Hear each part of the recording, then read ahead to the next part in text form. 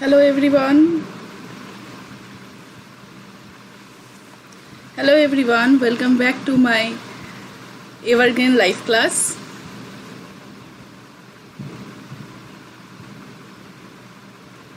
ওকে, আমার লাইফে যারা যারা আছো তারা প্লিজ একটু আমাকে হাই করো আর নিজের নামটা বলো।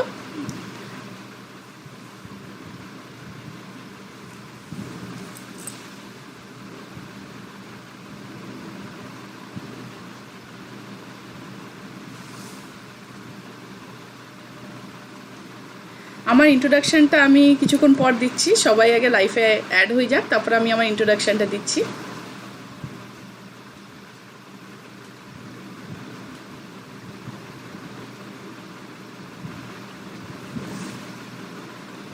আজকে আমি তোমাদের সাথে okay Raj, hi ma'am, hi Raj, how are you?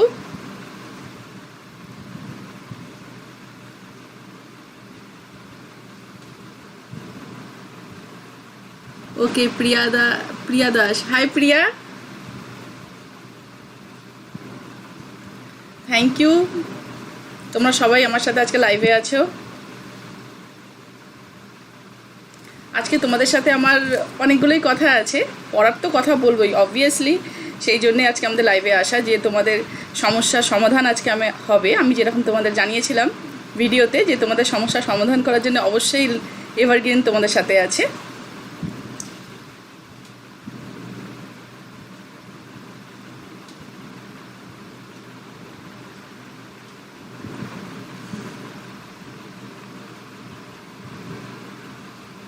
How are you, ma'am? Priya Das. Thank you. I'm fine, Priya.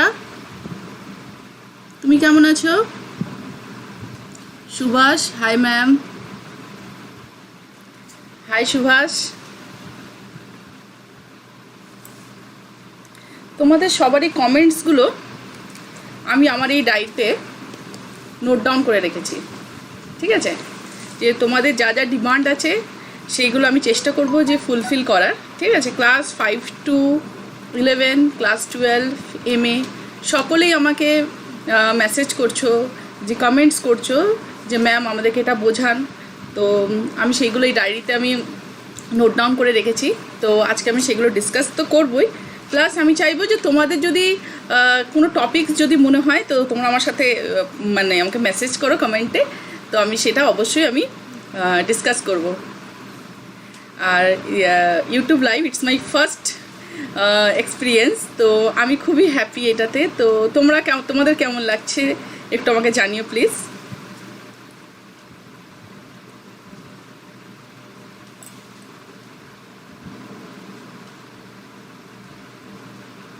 Susmita Majhi, hi ma'am, hi Susmita, how are you? আচ্ছা, আমি একটা কথা জিজ্ঞেস করছি যে Raj, Priya, Subhash, Susmita all are class 12? তোমরা কি সবাই ক্লাস 12-এ পড়ো? আমাকে তোমরা মেসেজ করতে পারো, আমাকে তোমরা মেসেজ করতে পারো নিজের নাম, স্কুল নেম, ওকে, কোন সাবজেক্ট আছে তোমাদের, এগুলো আমাকে মেসেজে জানিও। কমেন্টসও জানাতে পারো, আমাকে মেসেজেও জানাতে পারো, যেহেতু আমরা এখন অনলাইন আছি।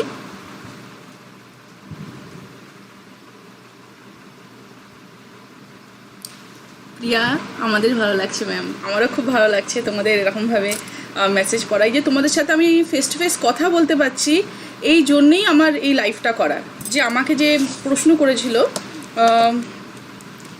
ইফতাকার যে ম্যাম অনলাইন ক্লাস নিলে ভালো হয়, আর শর্মিষ্ঠ মেসেজ করেছিল যে ম্যাম নিডেড অনলাইন ক্লাস। তো এরকম যে তোমরা আমাকে মেসেজ করেছো, তো এই অনলাইন ক্লাস নিলে কি হচ্ছে না, এই যে তোমাদের সাথে ফেস টু ফেস কথা বলতে পারছি, এতে কি হচ্ছে যে মানে তোমাদের সুবিধা অসুবিধাগুলো আমি ডিরেক্ট জানতে পারবো। আর যেরকম তোমরা আমার কমেন্টসে যখন জানো যে ম্যাম আমাকে জৈব সার সম্পর্কে আমাদের বোঝান, রাসায়নিক কেমিক্যালসের ওপরে আমাদের কিছু বোঝান, রাসায়নিক সারের ওপরে কিছু বোঝান। তো রাসায়নিক কী ছিল একটা কোয়েশ্চেন, দাঁড়াও এক সেকেন্ড, পরিবেশের ওপর কৃষি রাসায়নিকের প্রভাব, ইয়েস রাইট। তো এরকম বোঝান। তো এবার কি হয় না, বা আমাকে অনেকজন প্রশ্ন করেছিল কালকেই যে ম্যাম জীববৈচিত্র্যর ওপরে কিছু টপিক দিন, কিছু বোঝান আমাদেরকে। তো জীববৈচিত্র্যের উপরে তো অলরেডি আমার ভিডিও গেছে, কিন্তু তাও হতে পারে না ভিডিওর মধ্যে আমি আমার মতো তোমাদেরকে বুঝিয়ে দিচ্ছি, ঠিক আছে? কিন্তু এই লাইভ ক্লাসের মধ্যে সঙ্গে সঙ্গে তুমি আমাকে প্রশ্ন করলে সঙ্গে সঙ্গে আমি তোমাদেরকে বোঝালাম, ছোটো ছোটো করে টপিকগুলো বোঝালাম, যেমনি আমরা ক্লাসরুমের মধ্যে পড়াই। তো এতে কী হবে, আমাদের ইন্টারাক্টটাও ভালো হবে, আর তোমাদের যে চটজলদি তোমাদের সমাধানটা হবে, তাই না? তোমাদের চটজলদি সমাধানটা হবে। আচ্ছা, অনিন্দিতা ঘোষ, সুস্থায়ী কৃষি ব্যবস্থাপনায় জৈব সারের গুরুত্ব এটা একটু বুঝিয়ে দিন। ওকে, ঠিক আছে। সুস্থায়ী কৃষি ব্যবস্থায় জৈব সারের গুরুত্ব কী? ওকে, ফার্স্ট কোয়েশ্চেন আমার কাছে এসছে, Priya Das, school name junior. ও জুনিয়র, তো Priya, I think you are class 5।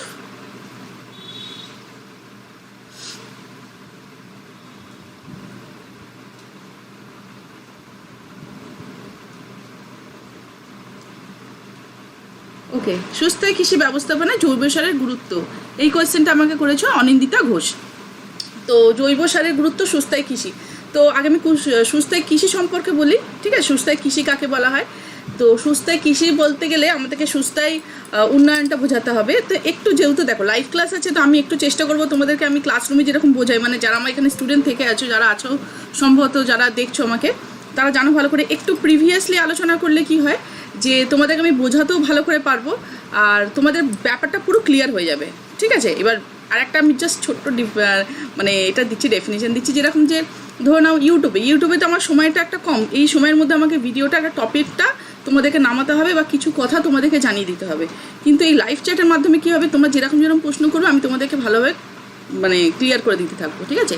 তো সুস্থায়ী উন্নয়ন কাকে বলা হয়? 1987 খ্রিস্টাব্দে ব্রুটল্যান্ড কমিশন সুস্থায়ী উন্নয়ন সম্পর্কে বলেছিলেন যে সুস্থায়ী উন্নয়ন এমন এক ধরনের উন্নয়ন হবে, মানে ভাবো ডেভেলপমেন্ট, ঠিক আছে? ডেভেলপমেন্টটা এরকমভাবে হবে যে বর্তমান যে টাইমটা আছে ওই চাহিদাটাকে পূরণ করে ভবিষ্যতের যে মানে ভবিষ্যৎ প্রজন্ম, ভাবো আমাদের পরবর্তী যে জেনারেশন আছে তাদেরও যাতে কোনো রকম খামতি না হোক, সেটাকে বলা হয় সুস্থায়ী উন্নয়ন। এবার বলবে ম্যাম আমি তো জিজ্ঞেস করছি সুস্থায়ী কৃষি, তো আপনি সুস্থায়ী উন্নয়ন বললেন কেন? তো সুস্থায়ী কৃষি বোঝাতে গেলে অনিন্দিতা আগে আমাদেরকে সুস্থায়ী উন্নয়নটা একটু ক্লিয়ার করতে হবে, বিকজ বোথ আর রিলেটেড। ওকে, আগেই ডেভেলপমেন্ট হবে, তারপরেই তো আমরা সুস্থায়ী কৃষিতে যাব। তো সুস্থায়ী কৃষি কাকে বলা হয়? Sustainable agriculture. তো সাস্টেনেবল এগ্রিকালচার হচ্ছে যে এমন এক ধরনের কৃষি ব্যবস্থা, এমন এক ধরনের আমরা কৃষি ব্যবস্থা ক্রিয়েট করব, ঠিক আছে? যে আমাদের প্রধানত ভারতবর্ষ হচ্ছে আমাদের কৃষি প্রধান দেশ। ওকে, এটা সবসময় আমাদেরকে মাথায় রাখতে হবে। তো আমাদের এমন ধরনের কৃষি ব্যবস্থাকে ক্রিয়েট করতে হবে যেটা ভবিষ্যতে প্রজন্মের কৃষির মানে ফসলের সব রকম চাহিদাটাকে পূরণ করে ভবিষ্যতের চাহিদাটা যাতে পূরণ হয় সেই দিকে মাথায় রাখতে হবে, নজর রাখতে হবে। এটাকেই বলা হয় সুস্থায়ী কৃষি ব্যবস্থা। এটা আমি তোমাদেরকে মানে তোমাকে জাস্ট আমি বুঝিয়ে দিলাম, এই যে বোঝাতে পারলাম উইথাউট কোনো বুক কিছু না, জাস্ট আমি তোমাদেরকে বুঝিয়ে দিলাম, ঠিক আছে? প্রিয়া দাস স্টুডেন্ট প্রিয়া দাস 11-এর EVS স্টুডেন্ট। ওকে, তাহলে প্রিয়া দাস আমাকে চেনো জুনিয়র, তাহলে লেখো Christopher dot government sponsored HS for girls, এরকম লেখো, তাহলে তো আমি বুঝতে পারবো। জুনিয়র লিখেছো তো আমি ভেবেছি প্রিয়া তুমি ক্লাস 5-এ পড়ো, 11, দেন তাহলে তুমি আমাকে চেনো হয়তো। ওকে, তো বুঝতে পেরেছো? তো এবার সুস্থায়ী কৃষি ব্যবস্থায় জৈব সারের গুরুত্বটা কী আছে? এবার দেখো, যখন আমি বলছি সুস্থায়ী কৃষি দ্যাট মিনস এমন এক ধরনের কৃষি ব্যবস্থা আমরা ক্রিয়েট করবো যেটা কোনো রকম হার্মফুল না হয়, যেখানে কোনো রকম রাসায়নিকের প্রভাব না থাকে, ঠিক আছে? জৈবটার উপরেই ডিপেন্ড করে আমাদেরকে সুস্থায়ী কৃষিটা নিয়ে যেত। সুস্থায়ী কৃষি মানে আমি বলছি যে এমন এক ধরনের কৃষি ব্যবস্থা যেখানে কোনো রকম রাসায়নিকের কেমিক্যালসের ব্যবহার থাকবে না, ঠিক আছে? তো সেটাকে আমরা বলবো সুস্থায়ী কৃষি। কারণ কেমিক্যালসের ব্যবহার হলে কী হবে, এটা আমাদের শরীরের পক্ষে আমাদের শরীরের পক্ষে ঠিক না, ঠিক আছে? এর ফলে কী হবে, আমাদের জৈবিক বিবর্ধনের মাধ্যমে, যেটা আমরা ক্লাস 11-এ পড়েছি, সেটা এক প্রজন্ম থেকে আরেক প্রজন্ম শরীরের মধ্যে এটা কী হবে, ট্রান্সফার হতে থাকবে। তো আমরা সুস্থায়ী কৃষি যখন বলছি তার মানে অবশ্যই আমরা জৈব সারের ব্যবহারটা করবো। জৈব সারের ব্যবহারটা যে আমরা করবো তার ফলে কী হবে, জৈব সারের ব্যবহারটা করলে কী হবে যে কোনো রকম কারোর প্রতি, কারো শরীরে বলো বা আমাদের পরিবেশের বলো, কোনো রকম হার্ম হবে না। এবার বলবো ম্যাম জৈব সারের উপরে তাহলে একটু বুঝিয়ে দিন। তো জৈব সারের উপরে বুঝিয়ে দিতে গেলে এটা জাস্ট আমি তোমাদের কাছে ইন্ট্রো দিলাম। ওকে, এবার আমি বুঝিয়ে দিতে গেলে আমি তো পরিবেশ বিদ্যায় সেন সাঁতরার এই বইটা ফলো করি, তোমরা আমার ফার্স্ট ভিডিওতেই দেখেছো এই বইটা আমি ফলো করি। তো এই বইটা থেকে একটু আমি জাস্ট তোমাদের পয়েন্টসগুলো বলে দিই। তোমরা যদি সেন সাঁতরার বই যদি তোমরা ব্যবহার করে থাকো তাহলে তোমরা ওই বইটা ফলো করো, দেখে নিতে পারো। আচ্ছা, ক্লাস 12-কে যেহেতু আমি বোঝাচ্ছি সুস্থায়ী কৃষি ব্যবস্থায় জৈব সারের গুরুত্ব, তো ক্লাস 11 যদি থেকে থাকো এখানে, তাদের যদি কোনো টপিক্সের উপরে কিছু দরকার পড়ে তারা আমাকে এখানে জানাও, ঠিক আছে। আর ক্লাস 11 এটা ভাববে না যে জৈব সারের গুরুত্ব ক্লাস 12কে বোঝানো হচ্ছে বলে এটা আমাদের দরকার নেই, এটা তোমাদেরও দরকার আছে। ঠিক আছে, আমি চাইবো যখন আমি ইভিএস যখনই আমি হায়ার ক্লাস যখন কিছু বোঝাবো, ক্লাস 5 to MA যারাই থাকবে তারা অ্যাটেনশন দেওয়ার চেষ্টা করো, একটু হলেও জাস্ট শোনো। এটা তো তোমাদেরকে মুখস্থ করতে বলছি না, কারণ এটা জাস্ট তোমাদের যদি মাথায় থাকে, তোমাদের কানে শোনা থাকলে তোমাদের ব্যাপারটার প্রতি তোমরা নোন থাকবে, সবসময় মাথায় রাখবে। কোনো বি কোয়েশ্চেন থরলি জলের মতো মুখস্থ করার দরকার নেই, জাস্ট কোয়েশ্চেনটার সাথে তোমরা যদি পরিচিত থাকো, তোমরা এক্সাম হলে ওটা অ্যাটেন্ড করবেই করবে 100%। অ্যাটলিস্ট নিজে বানিয়েও কিছুটা লিখতে পারবে, নিজে বানিয়ে নিশ্চয়ই তুমি ইভিএসের জায়গায় তুমি হিস্ট্রি লিখবে না, কিন্তু অ্যান্সারটা শোনা থাকলে তুমি লিখতে পারবে। ওকে, আমি এটা পুরো ক্লাসরুমই চিন্তা করছি, এই জন্যে আমি যতটা পারছি তোমাদেরকে বুঝিয়েই যাচ্ছি। আমি বলে দিচ্ছি পেজ নাম্বারটা, তোমরা পেজ নাম্বারটা দেখতে পারো। ঠিক আছে,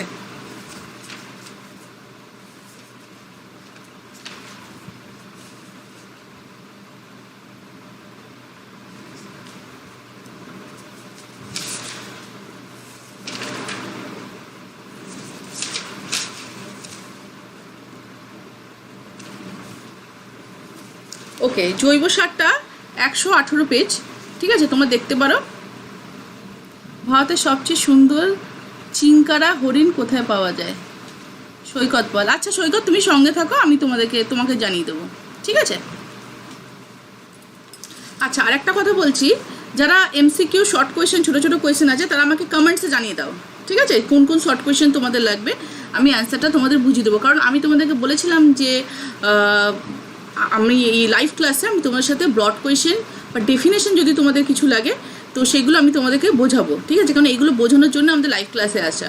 আর তোমাদের শর্ট কোয়েশ্চেন যেটা লাগবে সেটা আমাকে কমেন্টসে জানিয়ে দাও, আমি তোমাদেরকে অবশ্যই সেটা সঠিক অ্যান্সারটা দেখে দেবো। কারণ শর্ট কোয়েশ্চেনের তো আমার কাছে বলতে গেলে ছোটো না, আমার কাছে এরকম ব্রাঞ্চ আছে পুরো, আমি যেখান থেকে সাজেশন রেডি করে তোমাদেরকে দিই। ঠিক আছে, সো আমি তোমাদেরকে সেটা জানিয়ে দেবো। দেখো, যে জৈব সার কাকে বলা? জীবজাত পদার্থ কিংবা জীব পদার্থ যখন সার হিসাবে ব্যবহৃত হয় তখন তাকে জৈব সার বলা। জীব পদার্থ জীব থেকে নির্গত যে পদার্থ আছে সেটা যখন সার হিসেবে আমরা ব্যবহার করি তখন সেটাকে কি বলা হয়? জৈব সার বলা হয়। জৈব সার সমূহকে দুটি শ্রেণীতে ভাগ করা যায়, সার ও জীব সার। ঠিক আছে, এবার বলা হচ্ছে যে এই জৈব সারগুলি কী কী? এই জৈব সারগুলো হচ্ছে যেমনি গোলাবাড়ির পশুদের আংশিক পচনপ্রাপ্ত মল, গোলার পরিত্যক্ত পদার্থ, গাছের শুকনো পাতা, ডালপাতা প্রভৃতি দিয়ে এই প্রকার সার তৈরি করা হয়। যেমনি পশুদের আংশিক পচনপ্রাপ্ত মল বলো, তারপর গাছের পাতা, এইগুলো মিলেই কিন্তু এই জৈব সারটা তৈরি করা হয়। এই সারটা কী হয়, এখান থেকে যেহেতু উদ্ভিদ থেকে প্রাপ্ত, তো এগুলো কী হয় আবার মাটিতে নিক্ষেপ করে দেওয়া হয়। ঠিক আছে, তাহলে কী হয় মাটির নিউট্রিশনটা বাড়ে। ওকে, নেক্সট হচ্ছে মিশ্র সার। পচা শাকসবজি রাসায়নিক সারের মিশ্রণে এই সার তৈরি। দেখবে মাঝখানে কিছুদিন অ্যাডভার্টাইজমেন্টও দেখাচ্ছিল আমাদের যে টিভিতে, যে এরকম বাড়ির যদি এরকম তোমার ওয়েস্ট থাকে, যেমনি শাকসবজি বলো, এইগুলো কি হয় না, একটা জায়গায় তোমরা ডাম্প করো বা তোমরা জমিয়ে রাখো, জমিয়ে রেখে তুমি তোমাদের বাড়িতে যে প্ল্যান্টেশন করছো সেখানে তোমরা মাটিতে দিয়ে দাও। ঠিক আছে, এতে কি হবে, তো তোমাদের আমাদের যে মাটিতে আছে যেখানে আমাদের ফসলটা ফলন হচ্ছে সেটা কি হবে, অনেক স্ট্রং হবে। ঠিক আছে, তো এখানে দেখো বলেছে শাকসবজি ও রাসায়নিক সারের মিশ্রণে এই সার তৈরি হয়। পচা শাকসবজি ও পশুদের পরিত্যক্ত খাবার টিভির মতো করে জমিতে রাখতে হয়, আর এতে মাঝে মাঝে রাসায়নিক সার অল্প পরিমাণে দিয়ে, যেহেতু জৈব সার পুরোটাই তো খুব তাড়াতাড়ি পচন হয়ে যায় না, তো একটু একটু করে রাসায়নিক সারটা দিলে কী হবে, কোনো রকম পোকা টোকা ধরবে না। কিছুদিন এমনভাবে রাখার পর পচা শাক পাতা ও রাসায়নিক সার মিশে মিশ্র সার তৈরি হয়। মিশ্র সার তৈরি হতে 4 থেকে 6 মাস সময় লাগে। মাটির উর্বরতা বাড়াতে মিশ্র সার যথেষ্ট প্রয়োজন।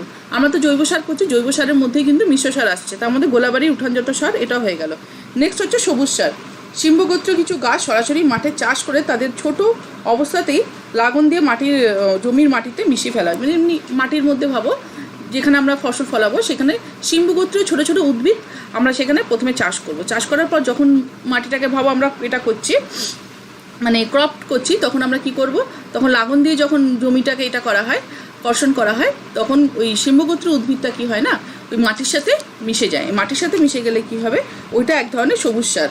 কচি সবুজ গাছপালাগুলি মাটিতে পচে শস্যের বৃদ্ধিতে যে জৈব পুষ্টি পদার্থের যোগান দেয়, তার সঙ্গে এই গাছগুলির শিকড়ে জন্মানো নাইট্রোজেন আবদ্ধকারী ব্যাকটেরিয়া ও তাদের তৈরি গুটি মাটিতে মিশে নাইট্রোজেনের পরিমাণও বাড়তে দেয়। মাটি কিন্তু নাইট্রোজেন ডিরেক্ট সংগ্রহ করে না, এই সিম্বগোত্রী উদ্ভিদের মাধ্যমে কিন্তু মাটি নাইট্রোজেনটা পায়। তো এই গাছগুলির শিকড়ে জন্মায় কি নাইট্রোজেন আবদ্ধকারী ব্যাকটেরিয়া, ঠিক আছে, যে ব্যাকটেরিয়াগুলো আছে তার নাইট্রোজেন আবদ্ধ করে রাখে। আর যেহেতু যখন জমি কর্ষণ করা আছে তখন ওই গাছগুলোকে মাটির সাথে মিশিয়ে দেওয়া হচ্ছে, আর গাছগুলো মাটিতে মিশিয়ে গিয়ে জমি মানে মাটির সাথে মিলিয়ে গিয়ে কী তৈরি হচ্ছে তোমার নাইট্রোজেনের পরিমাণটা মাটিতে বাড়াচ্ছে, ঠিক আছে। তো এই ধরনের এবার হলো জীবসার কাকে বলে, যেসব অণুজীব বা ছত্রাক জমিতে শস্য বা ফসল উৎপাদনকারী গাছেদের পুষ্টি যোগাতে সাহায্য করে তাদের জীবসার বা বায়ো ফার্টিলাইজার বলা হয়।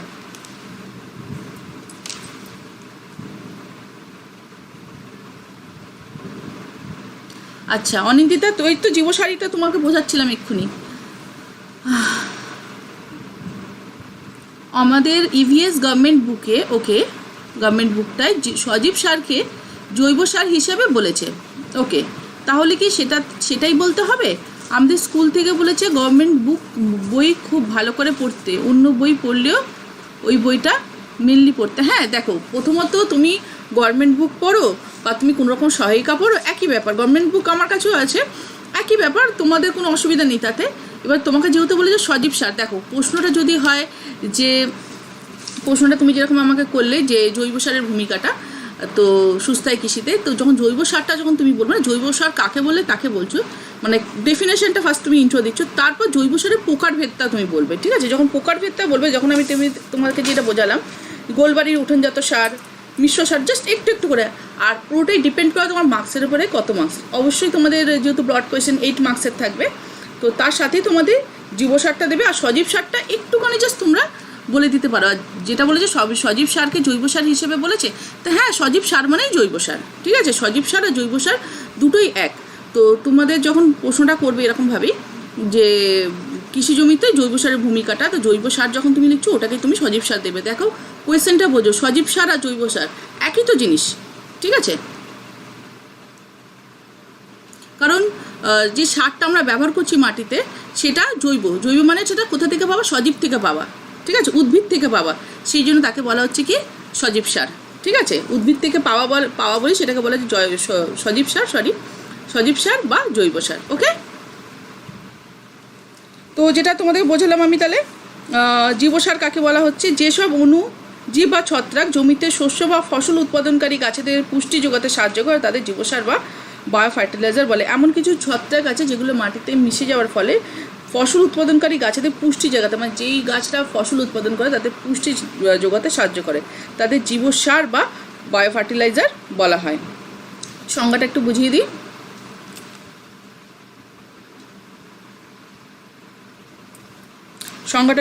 যে সক্রিয় কতকগুলি গোষ্ঠী অণুজীব যেমন ব্যাকটেরিয়া, শৈবাল ও ছত্রাক একক বা মিশ্রিতভাবে জমির মাটিতে গিয়ে শস্যজাতীয় গাছকে পুষ্টি জুগিয়ে তাদের বৃদ্ধিতে উদ্বুদ্ধ করতে পারে, তাদের জীবসার বা বায়ো ফার্টিলাইজার বলা হয়, ঠিক আছে। তো তোমরা বুঝতেই পারলে তাহলে বায়ো ফার্টিলাইজার কাকে বলে। আচ্ছা রিজু হালদার, তুমি তোমার ক্লাসটা একটু বলো আমাকে।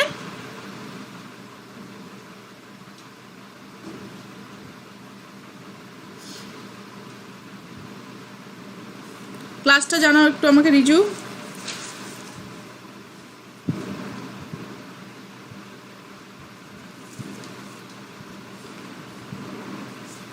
কারা কারা আছো লাইভে একটু জাস্ট হাইপ দিতে থাকো। আর কি কি কোয়েশ্চেন আছে?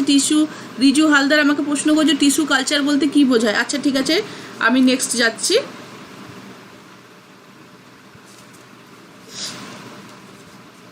হাই লেখো তোমাদের কি কি কোয়েশ্চেন আছে।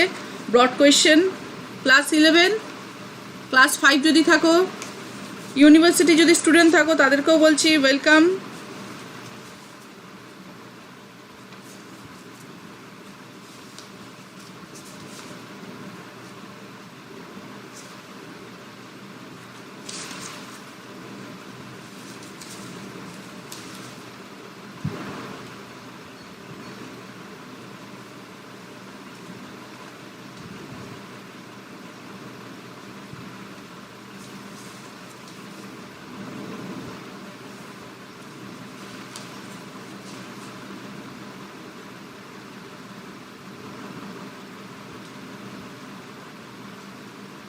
ঈশিতা রয় চৌধুরী, হ্যাঁ ম্যাম। ও ক্লাস 12, ওকে।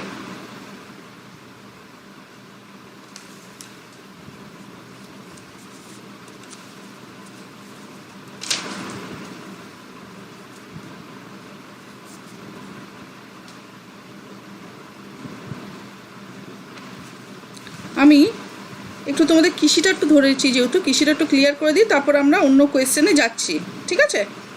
তারপর আমরা অন্য কোয়েশ্চেনে যাচ্ছি। তোমাদের আর কী কী কোয়েশ্চেন আছে তোমরা বলতে থাকো। আমি যেহেতু কৃষিটা ধরেছি ওই জন্য আমি কৃষিটা কমপ্লিট করে দিই, ঠিক আছে? সুস্থায় কৃষিটা একটু কমপ্লিট করে দিই জাস্ট। এবার দেখো, সুস্থায় কৃষিটা আমি এখন বোঝাচ্ছি, প্লাস সুস্থায় কৃষির ওপর আমি তোমাদেরকে ভিডিও তো পাবেই, তোমরা ছোটো ছোটো ভিডিও আমি যেরকম করি সেগুলো পাবে। প্লাস আমি সুস্থায় কৃষিতে থেকে আমি MCQ, SCQ আর ব্রড কোয়েশ্চেনের আমি সাজেশন দেবো। সুভাষ রুইদাস, ওকে, ক্লাস 12। তো সেখান থেকে আমি তোমাদের কি করব, শর্ট কোয়েশ্চেন, MCQ, SCQ আর 8 মার্কসের আমি সাজেশন দিতে থাকবো, ঠিক আছে?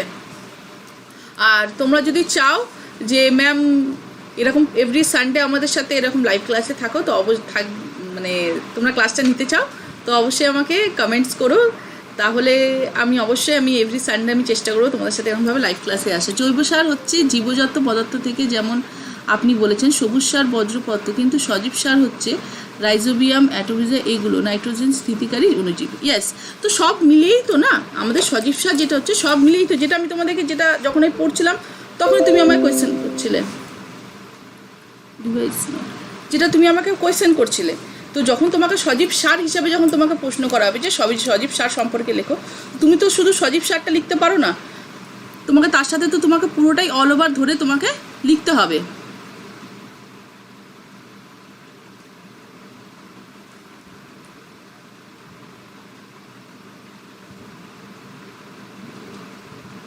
মাল্টিপল চয়েস, MCP না MCQ, multiple choice question. Raju Haldar, multiple choice question.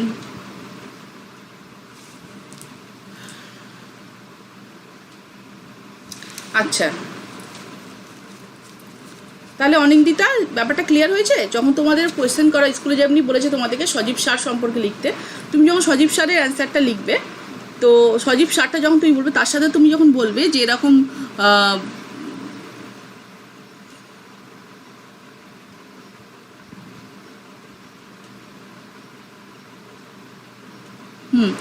Nitrogen স্থিতিকরণ সজীব, তো ওইগুলো যখন লিখবে তার সাথে তোমাকে তো জৈব সার সম্পর্কে লিখতে হবে না, যদি তুমি ব্রড কোয়েশ্চেন যাও তাহলে। ভারতের কোন সামুদ্রিক অভয়ারণ্য সামুদ্রিক কচ্ছপের জন্য সংরক্ষিত? আচ্ছা সৈকত পল, তোমাকে আমি MCQর অ্যান্সার দিয়ে দেবো, ঠিক আছে? Thank you Ishita Roy Chowdhury.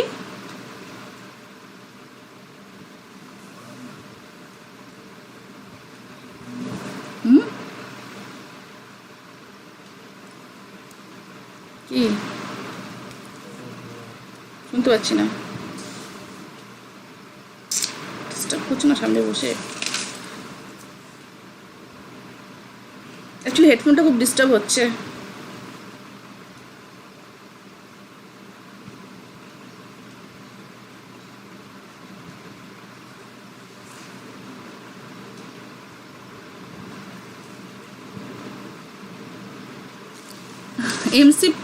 MCP থাকে না রাজু, MCQ হচ্ছে মাল্টিপল চয়েস কোয়েশ্চেন।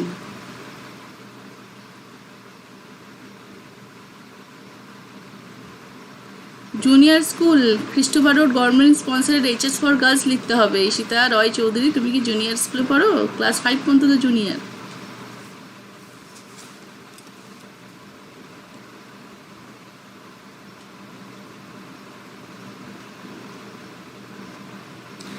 আর অনিন্দিতা একটা কথা বলছি, যখন তোমাদেরকে দেবে সজীব সারের ভূমিকা, তখন তুমি অণুজীবের দ্বারা মাটির মানে মৃত্তিকার কি উর্বরতা বৃদ্ধি কীরকম পাচ্ছে সেটা লিখতে হবে।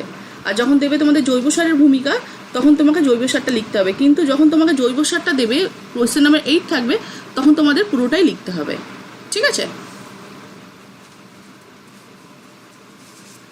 আচ্ছা, এবার আমাকে একটা কোয়েশ্চেন এসেছিল যে ম্যাম বলুন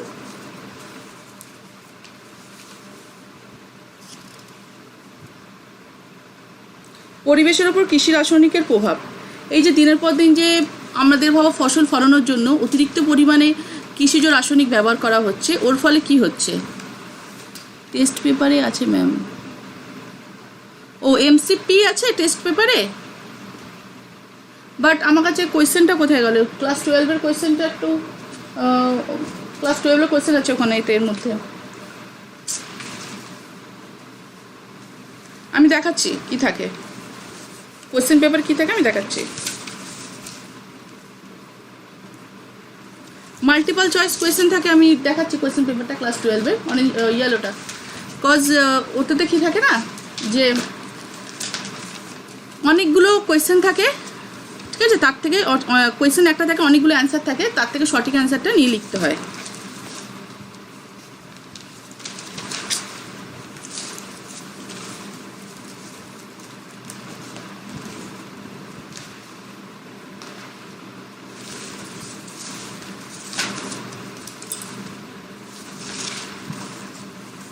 দেখিয়ে দিচ্ছি আমি, এক সেকেন্ড।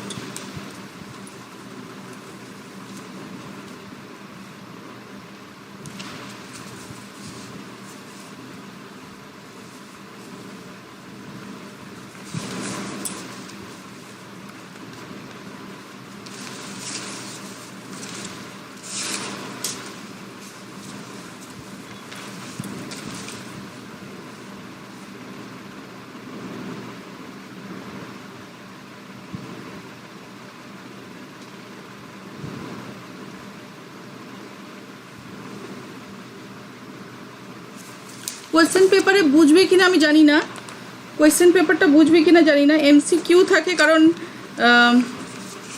তোমাদের এমসিকিউ লেখা থাকে এই কারণেই যে মাল্টিপল চয়েস কোয়েশ্চেন।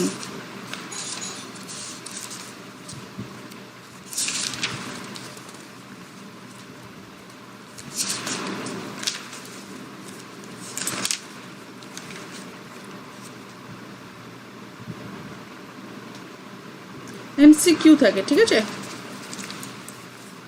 ডিসপ্লে থাকে সেটা দাদা।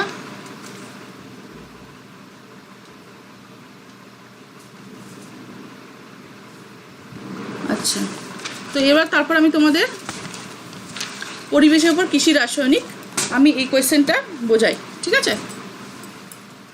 যে দিনের পর দিন আমাদের ভাবো ফলনের জন্যে অতিরিক্ত পরিমাণে আমাদের মানে যেরকম ভাবো মানে জনসংখ্যা বাড়ছে, তো তার জন্যে অতিরিক্ত পরিমাণে ফসল দরকার।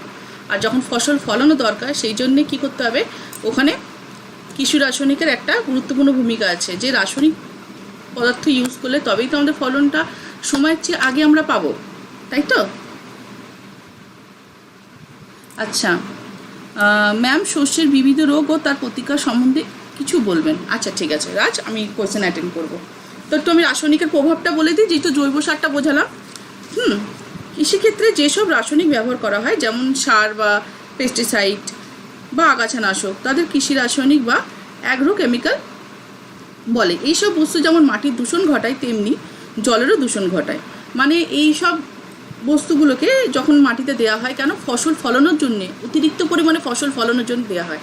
কিন্তু এটা ওয়াটার পলিউশনটা কী করে করছে ভাবো, অতিরিক্ত পরিমাণে এগুলো দিচ্ছি, এইগুলো তারপর তো এখান থেকে প্রাপ্ত ফসল যে ফলনটা হচ্ছে সেটা আমরা যখন খাচ্ছি, আমাদের জেনারেশনের মাধ্যমে আমাদের শরীর তো প্রত্যেকজনের মাধ্যমে তো যাচ্ছি। যেমনি খাদ্য সম্পর্কের মাধ্যমে তো প্রথম খাদক থেকে দ্বিতীয় খাদক, তৃতীয় খাদক পর্যন্ত তো এটা ট্রান্সফার হচ্ছেই, এইভাবে আমাদের শরীরের মধ্যে আসছে। আর একটা ওয়াটারের মধ্যে কি, ওয়াটারের মাধ্যমে কীভাবে আমাদের শরীরের মধ্যে আসছে, বা ওয়াটার পলিউশনটা কীভাবে হচ্ছে, যখন ভাবো কৃষিক্ষেত্রে যখন ভাবো মানে বৃষ্টি যখন হয় বর্ষাকালে, তখন ওইগুলো কি হয় না, ওই ধৌত প্রক্রিয়ায় কৃষি রাসায়নিকটা ফসলের মানে মধ্যে থেকে, কৃষি জমির মধ্যে থেকে ধৌত প্রক্রিয়ায় জলে গিয়ে মেশে। আর এরকম জলে গিয়ে মেশার ফলে কি হচ্ছে, ওয়াটার পলিউশন হচ্ছে। বা ওই জলটাই তো মানুষ পিউরিফাই করে খাচ্ছে, বা ওই জলটাই তো মানুষ ব্যবহার করছে নিজেদের কাজে। বা ওইখানে তো একটা জলের মধ্যে সবসময় মাথায় রাখবে, জলজ একটা বাস্তুতন্ত্র সবসময় থাকে, জলজ বাস্তুতন্ত্র সবসময় থাকে। এই যে জলজ বাস্তুতন্ত্রটা ক্রিয়েট হচ্ছে, তো ওই জলের যে বাস্তুতন্ত্রের মধ্যে যে জলজ প্রাণী আছে তাদের কী হয়, ক্ষতি হচ্ছে, ঠিক আছে। তো এটা বুঝে গেলে তোমরা যে কৃষি রাসায়নিকের প্রভাবটা কী কী হচ্ছে। যেমনি পেস্টিসাইড, বিভিন্ন রকম পেস্টিসাইড ও পতঙ্গনাশক, যেমন DDT, BSC, endrin, aldrin, malathion, parathion etcetera. Fertiliser, যেমন কৃষিক্ষেত্রে যেসব সার ব্যবহার করা হয় সেগুলো হলো ইউরিয়া, অ্যামোনিয়া, গোবর সার। আগাছানাশক, কৃষিক্ষেত্রে আগাছা দমনের জন্য বিভিন্ন রকম আগাছানাশক ব্যবহার করা হয়, 2,4-D এক্সেট্রা, ঠিক আছে। এবার একটু আমি আজকে সুস্থায় কৃষির ব্যবস্থাপনা পড়াবো, মিশ্র কৃষি, দোহ কৃষি আর বাগান কৃষি ও উদ্যান, এগুলো একটু আমি আজকে বোঝাবো।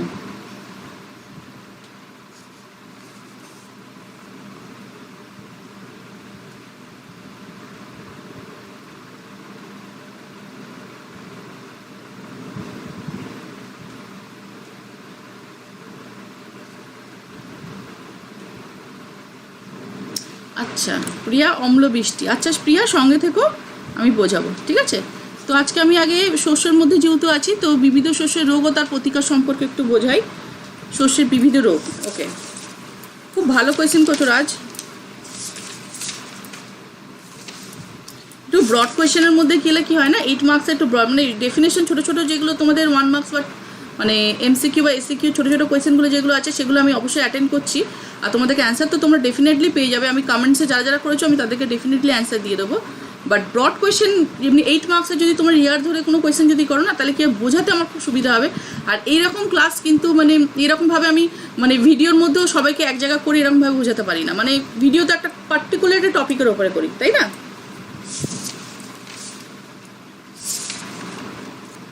আচ্ছা, শস্যের বিবিধ রোগ ও তার প্রতিকার।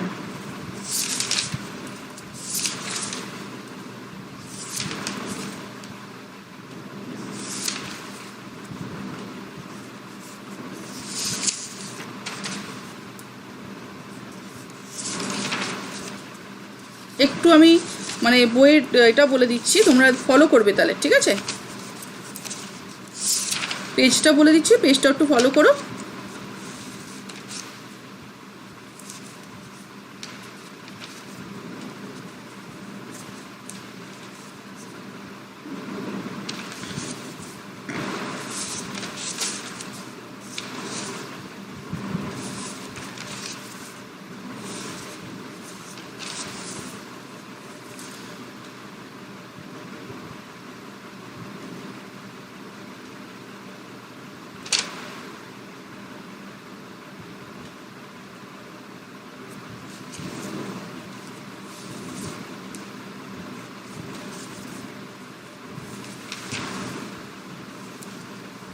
আচ্ছা, paste 125।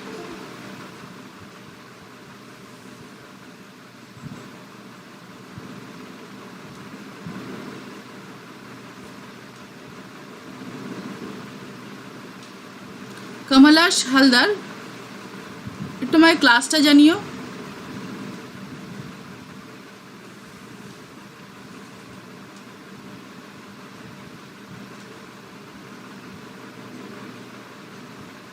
Okay, Amal Mahato, what is genetic engineering? Good question, very interesting. In writing the importance of protecting biodiversity, তো protecting biodiversity already video given, আমার ভিডিও অলরেডি গেছে প্রোটেক্টিং বায়োডাইভার্সিটির উপরে, জেনেটিক ইঞ্জিনিয়ারিং। ওকে, সাথে থাকো, ক্লিয়ার করবো আমি এটাও। আচ্ছা,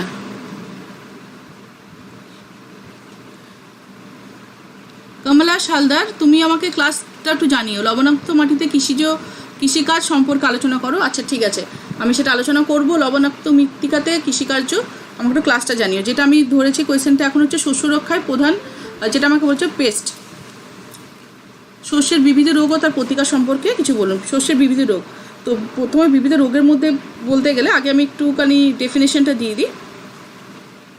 যেসব জীব উদ্ভিদদের ক্ষতি সাধন করে বা ফসল উৎপাদনে ব্যাহত করে, সাধারণভাবে তাদের উদ্ভিদ পেস্ট বলা হয়।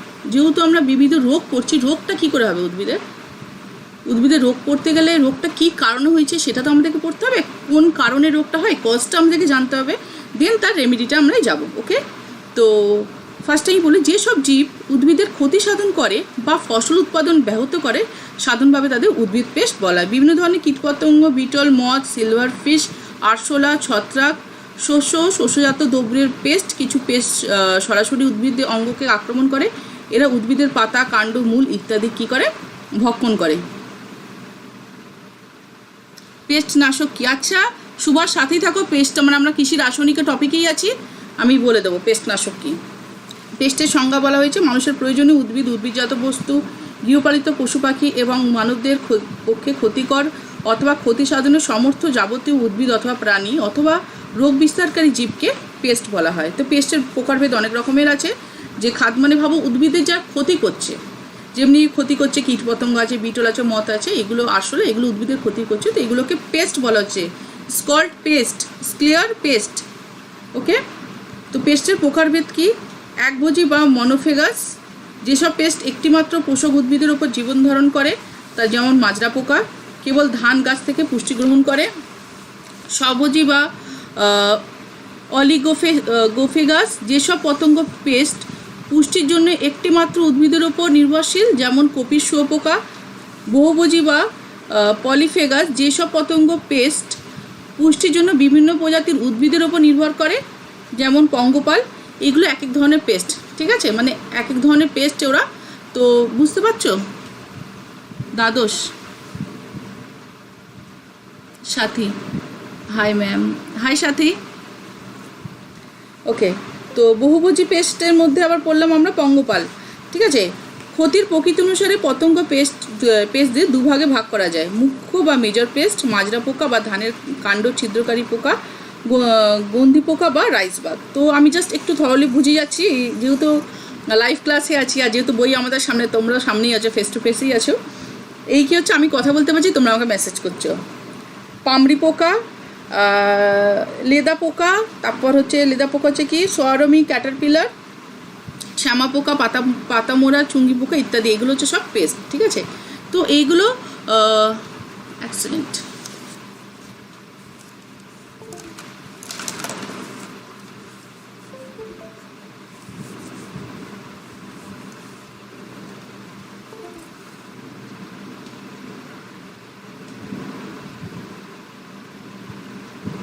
সয়েল প্রোফাইল ঈশিতা, ওকে, ঠিক আছে। তো এইগুলো হচ্ছে পোকা, ঠিক আছে, এগুলো হচ্ছে পেস্ট। তো মাজরা পোকা, গন্ধি পোকা, পামড়ি পোকা, লিফ মিনার। এবার যদি এই পোকা সম্পর্কে যদি তোমাদের যদি পেস্ট পার্টিকুলার কিছু বোঝার থাকে তো আমাকে মেসেজ করো। পিগার প্লাগ, আমি যেহেতু অতটা বেশি ডিটেলসে যাচ্ছি না কারণ সময়টা কম আর তোমাদের সবারই কোয়েশ্চেন আমাকে অ্যাটেন্ড করতে হবে। বার্গ বিটল, স্টিং বাগ, গল মেকিং পতঙ্গ ইত্যাদি। এবার উদ্ভিদের অন্যান্য মেজর পেস্টও আছে, যেমনি ফ্লুট বোরার, পত্র ভক্ষণকারী ক্যাটারপিলার, এরা কি হয় না, এরা ইত্যাদি লাভা, রেশম, মর্তের লাভা পাতাকে এরা কি করে ভক্ষণ করে, খেয়ে নেয়। লিফ ব্লোরার, কমলা ফলের ফুড বোরার, এক ধরনের লিফ ব্লোরার, এরা পাতা, ফুল ও ফলকে কি করে আক্রমণ করে। বিটল বোরার মারাত্মক ক্ষতি করে লিচু গাছের, বিটল বোরার। শর্ট কোয়েশ্চেন আসে জানো তো এরকমভাবে, যে ভাবো লিচু গাছের মারাত্মক ক্ষতি করে ড্যাশ, মানে মাল্টিপল চয়েসে। বিটল বোরার ভেরি ইম্পর্টেন্ট কিন্তু এগুলো।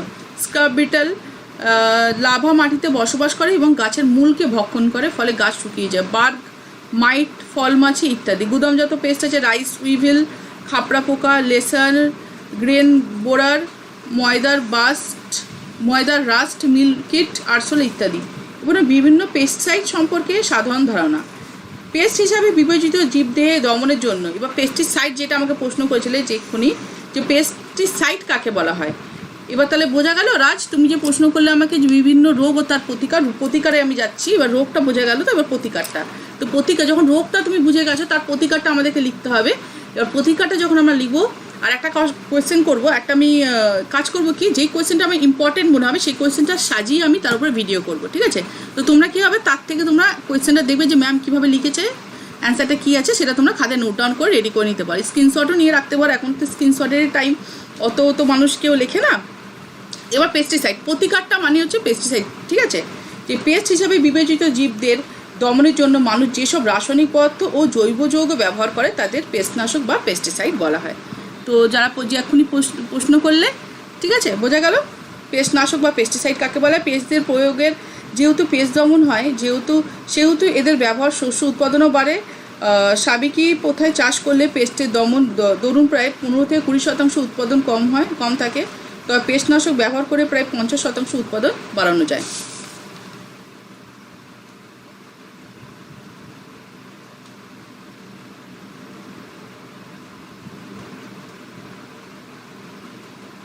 ঠিক আছে, তো পেস্টিসাইড বোঝা গেল।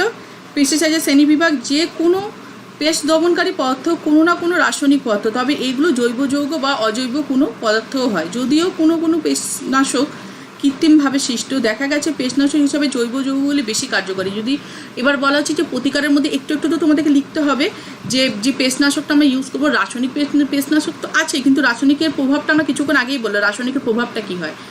তো কিন্তু চেষ্টা করবো সবসময় যে জৈব যৌগ দিয়ে যদি কোনো রকমভাবে আমরা রোগ প্রতিরোধ করতে পারি উদ্ভিদে, ঠিক আছে। তো দেখা গেছে পেস্টনাশক হিসাবে জৈব যৌগগুলি বেশি কার্যকরী, তবে এদের থেকে কৃত্রিমভাবে তৈরি পেস্টগুলিকেও বেশ কার্যকরী হয়। যেমন ব্যবহারের ভিত্তিতে পেস্টনাশকগুলিকে 5টি ভাগে ভাগ করা যায়: কীটনাশক বা পতঙ্গনাশক, ছত্রাকনাশক, আগাছানাশক। ঠিক আছে, কীটনাশক বা পতঙ্গনাশক কাকে বলে? যেসব রাসায়নিক পদার্থ পোকামাকড় জাতীয় পেস্ট দমনে ব্যবহৃত করা হয় তাদের কীটনাশক বলা হয়। এবার যখন আমাকে জিজ্ঞাসা করলে বা ইনসেক্টিসাইড। ছত্রাক জাতীয় পেস্ট দমন করার জন্য যেসব রাসায়নিক পদার্থ ব্যবহার করা হয় তাকে ছত্রাকনাশক বলা হয়। আগাছা দমন করার জন্য যেসব রাসায়নিক পদার্থ ব্যবহার করে তার আগাছানাশক বলা হয়। ঠিক আছে, এরপরে অনেকেই আছে রোডিডেন্টাইডেনসাইড, কৃমিনাশক। ঠিক আছে, শস্যের রোগসমূহগুলো এবার পড়বো। শস্যের যেমন পেস্ট দ্বারা আক্রান্ত হয়ে ক্ষতিগ্রস্ত হয়, ফলে ফসল ব্যাহত হয়, তেমনি শস্যের ফলন বিভিন্ন রোগের জন্য ব্যাপকভাবে কমে যায়। যেমনিভাবে এই যে পেস্টগুলো যেরকম আক্রমণ করে, ফলে তো উদ্ভিদ রোগ সৃষ্টি হচ্ছে। তো এই রোগ সৃষ্টি হবার ফলে কী হবে? শস্যের যে ফলনটা হচ্ছে সেটা ব্যাহত হয়ে যাচ্ছে। তো রাজের কোয়েশ্চেন এর সাথে কিন্তু চলছে। ঠিক আছে, আমি জাস্ট বুঝেই যাচ্ছি, আমি যেটা বললাম অ্যান্সার রেডি করে তোমরা চুপেই যাবে। আচ্ছা, লবণাক্ত মাটিতে কৃষিকাজ সম্পর্কে আলোচনা করুন। 2015 এসছে দ্বাদশ শ্রেণী, কমলা সালদার। ঠিক আছে, সাথীগড়াই সুস্থায় কৃষি কর্ম পরিকল্পনা পেয়ে সংক্ষেপে আলোচনা করো। ঠিক আছে, থ্যাংক ইউ করছি। ট্রাইকোডার্মা কি দ্বাদশ? আচ্ছা, বলে দেবো, জানিয়ে দেবো। কমলা হালদার সাথে থেকো। আর একটা কথা বলছি, যেহেতু তোমাদেরকে আমি থ্যাংক ইউ বলবো এই কারণেই যে তোমরা খুবই ইন্টেলিজেন্ট। আমি যেরকম দেখলাম ক্লাস 12 যারা আছো, মানে এখানে তো দেখছি ক্লাস 12-এরই ক্লাস আমি নিচ্ছি, যে তোমরা আমাকে সুস্থ কৃষিটার যেহেতু ইম্পর্টেন্ট আছে এই বছর বেশি, যেহেতু কী বলে সেকেন্ড অধ্যায় ইনভায়রনমেন্ট পরিবেশ ব্যবস্থাপনায় ইনভায়রনমেন্ট ম্যানেজমেন্টে যেহেতু এই বছর পরীক্ষায় আউট হয়ে গেছে, তো তোমরা খুবই ইন্টেলিজেন্ট। আমি যেরকম তোমাদেরকে জানিয়ে রেখেছিলাম যে আমাদের first chapter and last chapter উপরে বেশি আমাদের জোর দিতে হবে। তো দেখছি তোমরা বেশ ভালো স্মার্ট, যে তোমরা লাস্ট চ্যাপ্টারটা উপরে বেশি জোর দিচ্ছ, ওখান থেকে বেশি আমি কোয়েশ্চেন পাচ্ছি। আই এম সো এক্সাইটেড কি আমাকে এগুলো ক্লিয়ার করতে হবে, তোমাদেরকে বোঝাতে হবে। সো সাথে থেকো। আলুর যেমনি এখন যে রোগগুলো যেমন হয়, যে তেমনি ফসল ফলন বিভিন্ন রোগের জন্য ব্যাপক হারে কমে যায়। শস্যের কয়েকটি গুরুত্বপূর্ণ রোগ হচ্ছে কি? আলুর বিলম্বিত ধসা রোগ, ধানের স্পষ্ট রোগ বা বাদামি রোগ বা পিঙ্গল বর্ণের দাগ রোগ, পাট গাছের কাণ্ড পচন রোগ ইত্যাদি। এবার দেখবে বইতে না ছক করে দেওয়া আছে। ছকটা যদি মুখস্থ করো তো বেশি না, 2-4টে পয়েন্ট করলেই হবে, এতগুলো আছে করতে হবে না। অনলি 3 পয়েন্টস যদি ভালো করে করো: রোগের নাম, রোগ সৃষ্টিকারী জীবাণু, রোগ লক্ষণ আর রোগ দমন। যেমনি আমি লিচুরটাই বলছি, যেহেতু লিচুরটা আমি ইম্পর্টেন্ট, আমি আগে বলে শর্ট কোয়েশ্চেনও আছে। লিচুর ব্রাউন ব্রাইট রোগ হয়। রোগ সৃষ্টিকারী জীবাণু হচ্ছে কি? পিরোপাইথোরা লিচিস নামক ছত্রাক। রোগ লক্ষণ কি? এই ছত্রাক লিচু ফলকে আক্রমণ করে, ফলে লিচুর রং বাদামি বর্ণ ধারণ করে। রোগ দমন কি? গাছের আক্রান্ত ছাল, ডালপালা এবং আক্রান্ত ফল সরিয়ে ফেলতে হয়। শীতকালে কপার অক্সিক্লোরাইড এবং বসন্তকালে কপার সালফেট স্প্রে করলে এই ছত্রাক ধ্বংস হয়। পেস্ট দমনে কৃষিটা। এবার তো আমরা বললাম জৈবটা, এবার কৃষিটা তো আমাকে প্রশ্ন করোনি, একটু কৃষিটাও ধরে রাখছি, কারণ এবার হয়তো কেউ প্রশ্ন করে ম্যাম কৃষিটা বুঝিয়ে দিন। ম্যাম পেস্টনাশকটা আর একবার বলুন। তাই IR36 কাকে বলে? IR36 কাকে বলে? ঠিক আছে, ক্লিয়ার করবো সাথে থাকো। আচ্ছা, যেহেতু আমি তখন পেস্টনাশকটাই পড়াচ্ছি সুভাষ। পেস্ট দমনে কৃষি রাসায়নিকের প্রভাবটা একটু পড়বো। পেস্ট দমনের জন্য বিভিন্ন ধরনের পেস্টিসাইড বা ইনসেকটিসাইড ব্যবহার করা হয়। ডিডিটি বা পেস্টিসাইড অ্যান্ড ইনসেকটিসাইড যেটা আছে, যেমন ডিডিটি, বিএসসি। অনেক প্রশ্ন আসে ডিডিটি কি, বিএসসি কি। ঠিক আছে, তো পেস্টিসাইড বা ইনসেকটিসাইড। এর ফলে পূর্ণাঙ্গ পেস্ট, লার্ভা, স্নিফ সব দশারই দমন করা সম্ভব। ছত্রাক জাতীয় পেস্ট দমনের জন্য বিভিন্ন ছত্রাকনাশক, copper sulphate, Bordeaux mixture, copper oxychloride spray করা দরকার হয়। কীটনাশক ও তাদের শ্রেণীবিভাগ। অজৈব কীটনাশক, এগুলো নানান অজৈব পদার্থ, যেমন এদের মধ্যে সবচেয়ে গুরুত্বপূর্ণ হলো আর্সেনেট, ফ্লোরিন যৌগ, সালফার যৌগ, এক্সেট্রা। প্রাকৃতিক জৈব কীটনাশক নিকোটিন, পাইরেথ্রাম, রোটেনেট, তেল, কৃত্রিম জৈব কীটনাশক, এক্সেট্রা। আচ্ছা, পরিবেশের ওপর কৃষি রাসায়নিকের প্রভাব। আমাকে একটা প্রশ্ন করলো কি এখন কৃষি সুস্থায় কৃষির কর্ম পরিকল্পনার উপর সংক্ষেপে আলোচনা করুন। আচ্ছা, সুস্থায় ভয়েসটা খুব লো আসছে।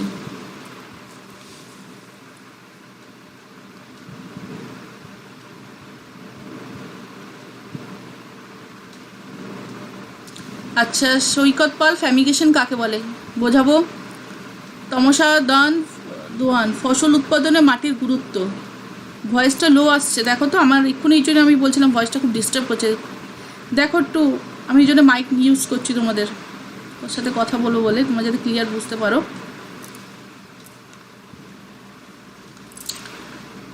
ঠিক আছে, দাঁড়ো 1 সেকেন্ড। আচ্ছা, তাহলে আমি একটু বোঝাই। লবণাক্ত মাটি আর সুস্থায়ী কৃষিটা, যেহেতু এই চ্যাপ্টারেই আছে, এই দুটো আমাকে আজকে ক্লিয়ার করতে হবে, অ্যাটেন্ড করতে হবে। সুস্থায়ী কৃষির কর্ম পরিকল্পনা।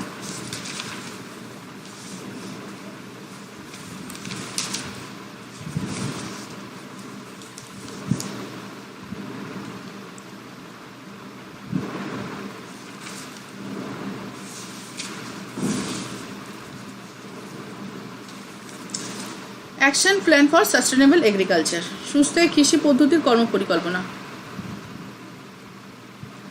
সুস্থায়ী কৃষির কর্ম পরিকল্পনা।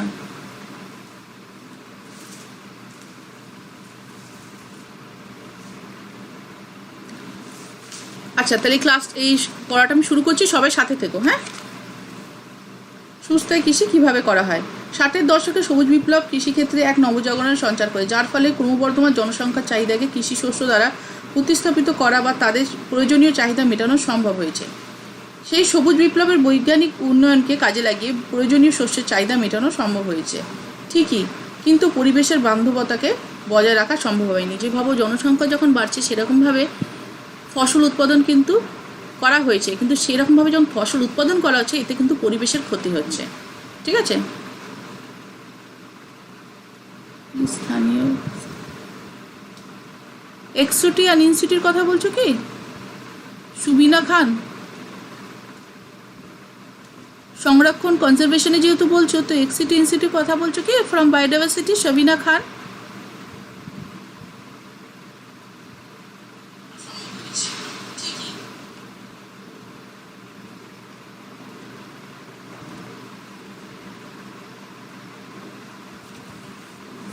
অন্তর্বর্জ্য শস্য চাষ ও ইন্টারক্রপিং কি দ্বাদশ?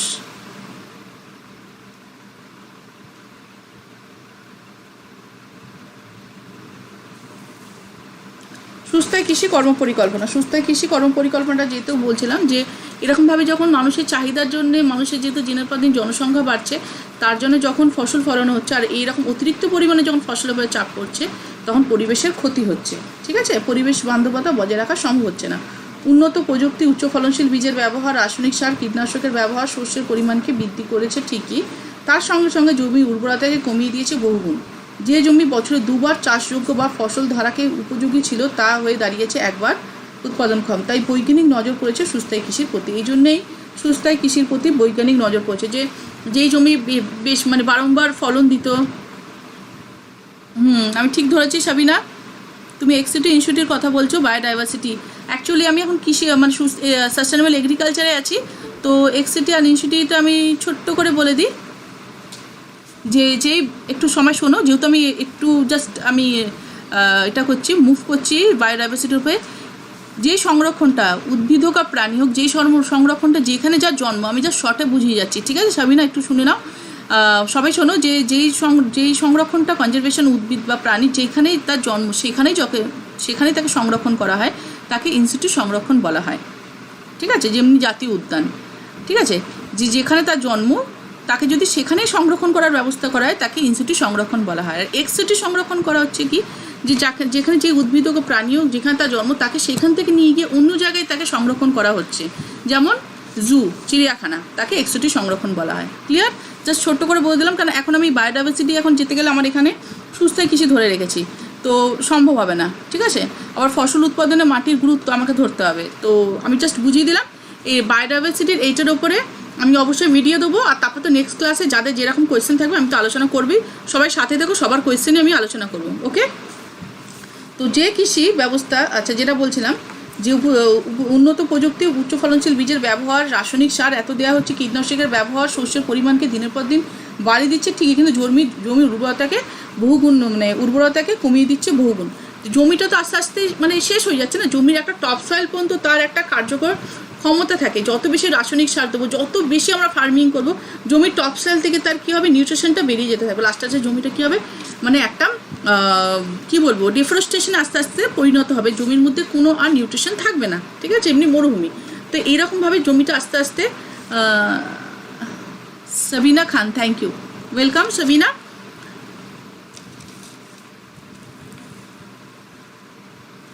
অর্জুন ম্যাডাম আগে এটা বোঝান, কোনটা অর্জুন? সুভাষ, মেজার পেজটা বলুন। আচ্ছা ঠিক আছে, মেজার পেজটা বলছি।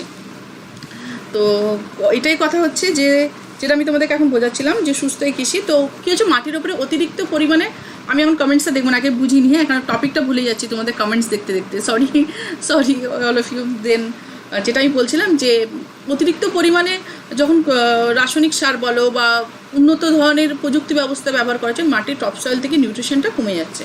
তো এইরকম একটা যদি মাটির এইরকম যদি মানে কৃষির যদি মাটির যদি এইরকম একটা সৃষ্টি হয়, তাহলে এর জন্য কী করতে হবে, তাকে ওই রকম পরিস্থিতি থেকে তুলে তাকে একটা ভালো পরিস্থিতি নিয়ে আসতে হবে। আর এইটার জন্য আমাদের সুস্থায়ী পরিকল্পনা, কর্মপরিকল্পনা করা হচ্ছে বা করা হয়েছে, ঠিক আছে। সুস্থায়ী এগ্রিকালচারেরও একই, মানে এটাকে সুস্থ এগ্রিকালচার বলা হয়, যে এমন এক ধরনের কৃষি ব্যবস্থা করবো যে বর্তমানে জনসংখ্যা যা আছে সকলের চাহিদাটাকে মিটিয়ে ভবিষ্যতের জন্য চাহিদাটাকেও যাতে মানে অটুট রাখতে পারে, তাকে সুস্থ এগ্রিকালচার বলবো, ঠিক আছে। এর কর্ম পরিকল্পনাটা কী আছে, ভারতবর্ষে যেসব কৃষি ব্যবস্থা জৈবিক পদ্ধতিতে হয়, যা অর্থনৈতিক দিক থেকে যোগ্য, পরিবেশ বান্ধব, সামাজিকভাবে গ্রহণযোগ্য, তাকে সুস্থ কৃষি, মানে যেটা হচ্ছে জৈবিক পদ্ধতিতে করছে। রাসায়নিকের প্রভাবটা দিতে হবে, রাসায়নিকটা দিতে হবে, কিন্তু জৈবিকের ওপর বেশি জোর দেবো। জৈবিকের ওপর বেশি দিলে কী হবে, যেমন রাসায়নিকের প্রভাব দিলে অ্যাট আ টাইম, আমি বলছি 5 বছর পেলাম, তো জৈবিকের ওপর জোর দিলে কী হবে, অ্যাট আ টাইম আমরা 10 বছর পাবো, ঠিক আছে। ওকে, তো হলো। আর প্রযুক্তি ব্যবস্থা ঠিকঠাক থাকবে, আর অর্থনৈতিক যোগ্য, মানে একটা কৃষি ব্যবস্থা করতে গেলে সবসময় মাথায় রাখবে, যদি আমি অতিরিক্ত পরিমাণে যদি আমি ইনভেস্টমেন্ট করি, আমার তো লাভ আসবে, তবে তো আমি ইনভেস্টমেন্ট করবো না, রাইট। তো এটাই হচ্ছে কথা, যে আমাদের অর্থনৈতিক যোগ্য থাকবে, মানে আমাদের ইকোনমিকটা যেটা আমি ইনভেস্ট করবো সেটাও যোগ্য থাকবে, যেটা আমি পাবো সেটাও যাতে আমার ঠিকঠাক থাকবে, ঠিক আছে। যে কৃষি শস্য চাষ পদ্ধতিতে প্রচুর কীটনাশকের প্রয়োজন হয়, তা জমির জলের পরিমাণকে বিনষ্ট করে তোলে। এই পদ্ধতি উৎপাদনের পরিমাণ বৃদ্ধি করলেও জমির শস্য উৎপাদন ক্ষমতাকে ধীরে ধীরে কমিয়ে দেয়। ভারতীয় কৃষি ব্যবস্থায় প্রধান উদ্দেশ্য জীবিকা সত্তাভিত্তিক শস্য উৎপাদন এবং নিজের প্রয়োজনে শস্য উৎপাদন, যেভাবে উদ্বৃত্তের পরিমাণ কম, তাই কৃষি ব্যবস্থা অনেক সময় সুস্থায়ী হয় না। ভারতবর্ষে 1970 থেকে 80 সালে যে পরিমাণ শস্য উৎপাদন বৃদ্ধি পায়, 1990 সালে তার পরিমাণ আবার কমতে থাকে। কৃষিজাত দ্রব্যের মূল্য বৃদ্ধির ফলে 2000 থেকে 2001 সালে এই কৃষি ব্যবস্থা অবনমন ঘটতে থাকে। কৃষিজাত দ্রব্যের অস্বাভাবিক মূল্য বৃদ্ধি, চাষ পদ্ধতি ও শস্য উৎপাদনের ক্ষেত্রে প্রভূত প্রভাব ফেলে সেই সময়। এর ফলে কৃষিতে সুস্থায়িত্বকরণের চিন্তা বিজ্ঞানীদের আকৃষ্ট করে। ভারতবর্ষের বাণিজ্যিক কৃষি সুস্থায়িত্ব নিয়ে 1970 সাল থেকেই বহু বিতর্ক চলে আসছে, ঠিক আছে। তো সুস্থায়ী উন্নয়নে গুরুত্বপূর্ণ পদক্ষেপ গ্রহণ করে সুস্থায়ী কৃষি সম্পর্কিত নানান গুরুত্বপূর্ণ কার্যাবলীগুলো সম্পন্ন হয়। এই সকল কার্যাবলীগুলোর মধ্যে হচ্ছে শস্য চাষের জন্য মৃত্তিকা নিঃশেষিত হবার পুষ্টির পূরণ, মানে যেই মৃত্তিকাটা আস্তে আস্তে কর্মপরিকল্পনা বোঝাচ্ছে, যেই মৃত্তিকাটা ম্যাক্রো নিউট্রিশনটাই,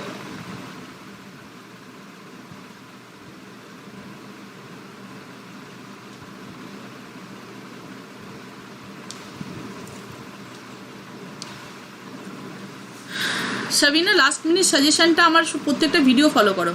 আমার টার্গেট হচ্ছে এই মাসের মধ্যে, এপ্রিলের মধ্যে আমি তোমাদের সুস্থায়ী থেকে সব পুরো ক্লিয়ার করে দেবো, প্লাস আমি সাজেশন দেবো।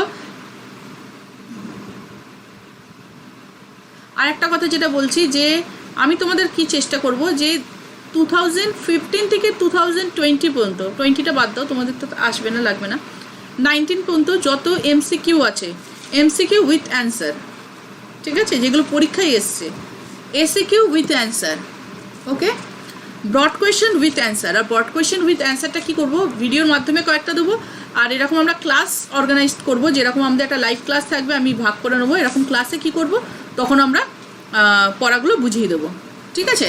যেই পড়াগুলো থাকবে ইম্পর্টেন্ট কোয়েশ্চেনগুলো, সেগুলো বুঝিয়ে দেবো। চেষ্টা করবো এই লাইভ ক্লাসগুলো অন্তত পরীক্ষার আগে যাতে কয়েকটা নেওয়া যায়, ঠিক আছে। তো শস্য চাষের জন্য মৃত্তিকা নিঃশেষিত হবার পুষ্টির পূরণ, মৃত্তিকার ভৌত ব্যবস্থা বজায় রাখতে হবে, মৃত্তিকাস্থিত জৈব পদার্থের মাত্রা বৃদ্ধি ও নিয়ন্ত্রণ করতে হবে, আগাছা নির্মূলকরণ ও পেস্ট দমন করতে হবে, মৃত্তিকার অম্লত্ব বিষাক্ত পদার্থের কৃষি নিয়ন্ত্রণ করতে হবে, ভূমিক্ষয় নিয়ন্ত্রণ করতে হবে, বন্যপ্রাণীর যথাযোগ্য বাসভূমির ব্যবস্থাপনা করতে হবে, জিনগত সম্পদের আহরণ ও সংরক্ষণ করতে হবে। মানে এমন অনেক সম্পদ আছে, মানে উদ্ভিদ আছে যেগুলো ভবিষ্যতে হয়তো পাওয়া যাবে না, তো সেই জিন সংরক্ষণ করার ব্যবস্থা করতে হবে, উদ্ভিদ বা প্রাণী। ফসল উৎপাদনে মাটির গুরুত্ব, অবশ্যই মাটির গুরুত্ব আছে ফসল উৎপাদনে। যদি মাটি ঠিকঠাক না থাকে তাহলে কি ফসল উৎপাদন ঠিকঠাক হবে? আমি যা শর্টে বলে দিচ্ছি, যদি মাটি ঠিকঠাক না থাকে তাহলে কি ফসল ঠিকঠাক হবে? এই জন্যে মাটি আমরা যেরকম পড়েছি, এঁটেল মাটি, দোআঁশ মাটি, বেলে মাটি, এই 3 ধরনের মাটির মাইক্রোরাইজার ভূমিকাটা একটু বলুন। আমলার মাহাতো, বিটি শস্যটা কি? আচ্ছা ঠিক আছে, যেমনি আমি বলছি তোমাদেরকে যে এঁটেল মাটি, দোআঁশ মাটি আর বেলে মাটি, এই মাটিগুলোর উপরে মানে এই মাটিগুলোকে ঠিকঠাক করে আমাদেরকে পরিচর্যা করতে হবে, আর মাটিকে ঠিক করে যত্ন করতে হবে যতটা পরিমাণ সম্ভব। আমাদের উদ্ভিদ বেশি করে আমাদের মানে মানে যেই উদ্ভিদ যেখানে প্রযোজ্য সেরকম উদ্ভিদ আমাদেরকে বেশি করে প্ল্যান্টেশন করতে হবে, ঠিক আছে? তো মাটিকে সচেতন আর মানে সতেজ রাখতে হবে, তবেই কিন্তু আমাদের সেখানে ফসল উৎপাদন হবে। আর ফসল উৎপাদনের জন্য সঠিক মৃত্তিকা কিন্তু আর পরিচর্যা করে মৃত্তিকা কিন্তু খুবই দরকার, ঠিক আছে? ডিটেলসে অ্যান্সারটা আছে, ডিটেলসে অ্যান্সারটা যদি এখন ধরি তাহলে আমার এখানে অনেকগুলো কোয়েশ্চেন জমে গেছে। ও মাই গড, ফসল উৎপাদনে মাটির গুরুত্ব, তারপর তার আগে কোয়েশ্চেন করেছো, তারাও স্ক্রোল করে আমি দেখছি তার আগে কোয়েশ্চেনটা কী ছিল। আচ্ছা, মাজরা পোকা, এখন এক্ষুনি একজন করেছিল কোয়েশ্চেন আমাকে, মাজরা পোকাটা একটু বুঝিয়ে দিই তোমাদের।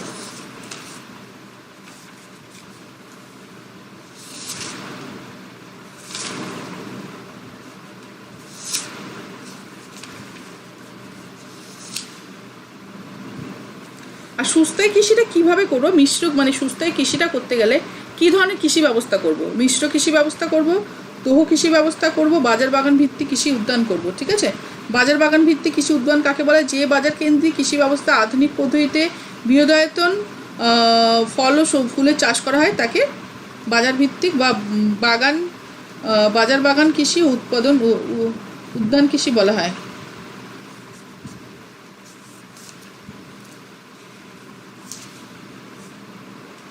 কেউ একটা আমার কালচার টাইপের কোয়েশ্চেন করেছিল, ফ্লোরিকালচার, পমিকালচার, এরকম কিছু একটা কেউ কোয়েশ্চেন করেছিলে। কোয়েশ্চেন যদি অগেন করতে পারো খুব ভালো হয়।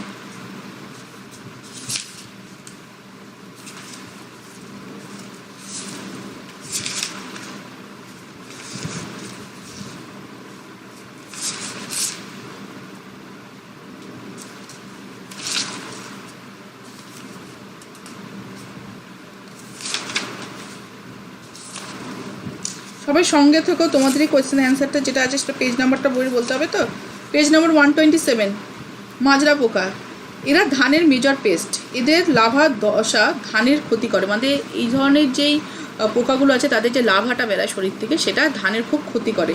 লাভা কাণ্ডে ছিদ্র করে ভিতরে প্রবেশ করে এবং কাণ্ডের কলা ভক্ষণ করে। এরা কী করে?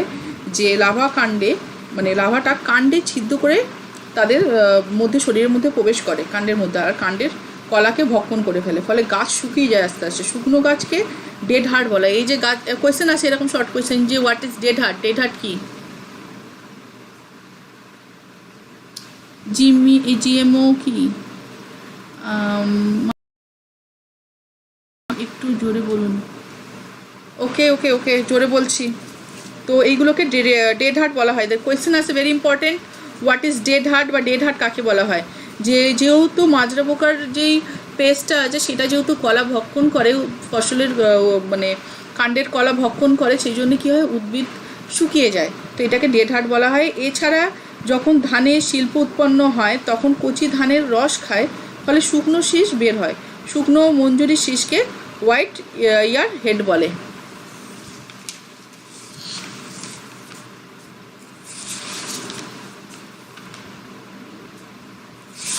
আচ্ছা, মাটির উর্বরতার জন্য কি করতে হবে? শর্মিষ্ঠার প্রশ্ন বলছো, মাটির উর্বরতার জন্য কি করব?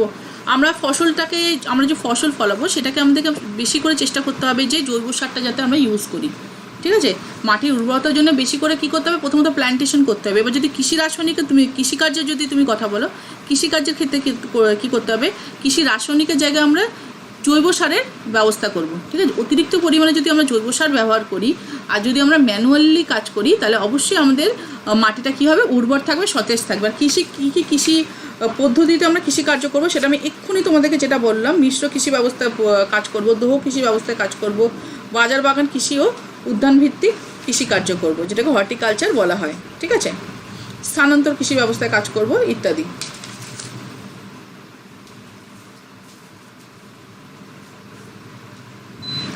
ফসল উৎপাদনে মাটির গুরুত্ব আমি জানিয়ে দিয়েছি।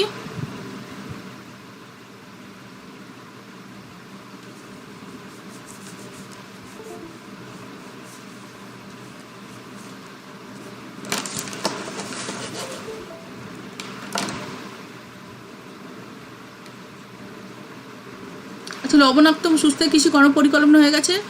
লবণাক্ত মাটিতে কৃষিকার্য সম্পর্কে আলোচনা করুন, দ্বাদশ শ্রেণী। লবণাক্ত মৃত্তিকাতে কৃষিকার্য।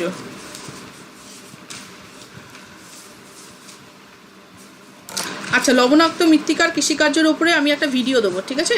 তার সাথে আমি কিছু যেমনি আমি এক্সাম্পল দিই সেরকম এক্সাম্পল দিয়ে রাখবো, তো বুঝতে সুবিধা হবে। কম সময়ের মধ্যে এখন এটা সম্ভব হবে না, ঠিক আছে। আমি এর মধ্যে ভিডিও দিয়ে দেবো, পেয়ে যাবে তোমরা।